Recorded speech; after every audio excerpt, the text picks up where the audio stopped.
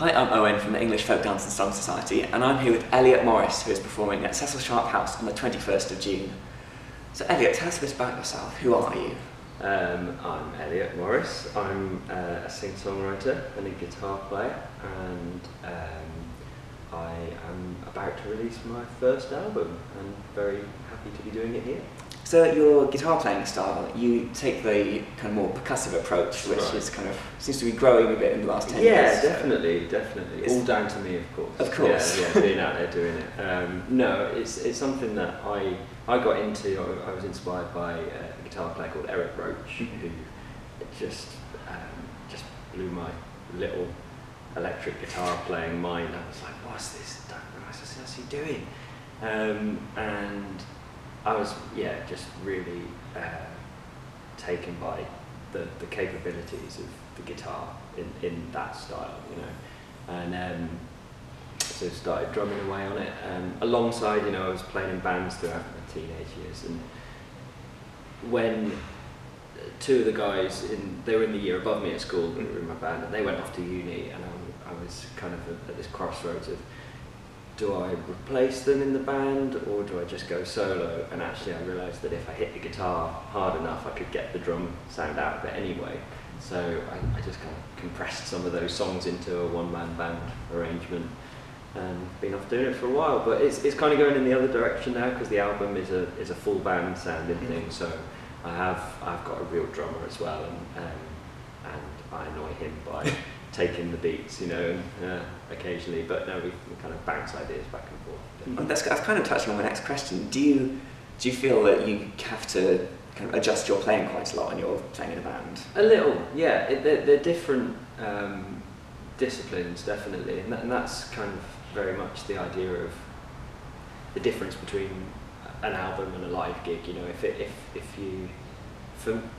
For me, I always make sure that whatever I write can be replicated by one guy on a guitar, like me, just on my own on stage.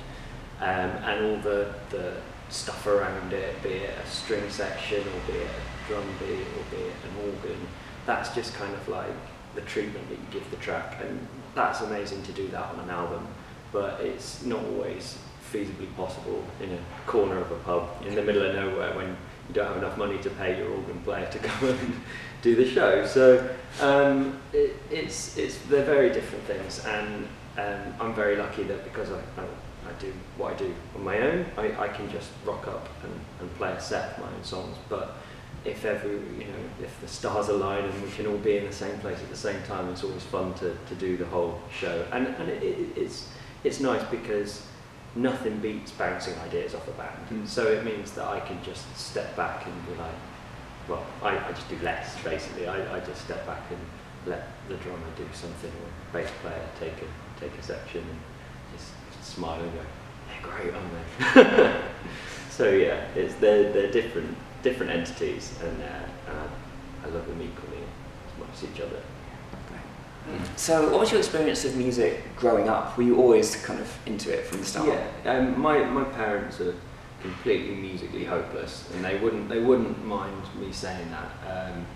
They can't clap in time, and they can't hum, but they have a fantastic music collection. So I was brought up on listening to obviously the Beatles and the Byrds and Dylan, and the band, a huge influence on my music. And just I've probably watched The Last Waltz more times than is healthy, I think, can be said. And then I became a teenager, and all of a sudden Nirvana posters went over the Dylan posters for a short while, and I rebelled, and then I kind of came back to the acoustic guitar and realised that the stuff that I went from thinking was amazing when I was 8, thinking was really lame when I was 12, became great again. So this is the question I like to ask, because I don't really think it has a straight answer, but I'm going to ask it anyway. Why do you write songs? Wow. Because I don't really know what else to do. In all honesty, this is all I hope I'm good at. But you know, I'll hear a melody, or I'll read something either in the paper, or I'll read a book, or I'll see a film, and I'll think, oh, how could I put that into words, or how would that fit with what I already have, you know, because you can also fall foul of just writing the same song again and again. It's really exciting to just find something new and go, oh, no one's written a song about that, that would be fun. What have you got planned for the rest of the year? Gigs, more gigs with the band for the album. We've got a show in a Welsh launch show. We've got one up near Hull. I've got a solo Lincoln launch gig, so hometown gig, and obviously this here. And then there's a few festivals throughout the summer, and just bits and bobs dropping in there, and more songwriting as well. You know, it's really, really lovely. I mean, I'm only just finding this out now, but you know, when you record an album, that's all of your musical ideas from, especially because it's the first album, that's everything I've ever done on one CD, and then you're like, oh, you know, fresh slate, clean palette, and all of that, and it means that I can kind of noodle around with ideas that I didn't feel were going anywhere, or I couldn't finish. I've now got like all the time in the world, or a year or something, you know, before the next album should happen. But I've got more time to kind of just tweak things and play with ideas and do things that are completely different that maybe wouldn't fit on this album, or maybe, I wasn't ready to finish. I like looking at it like that.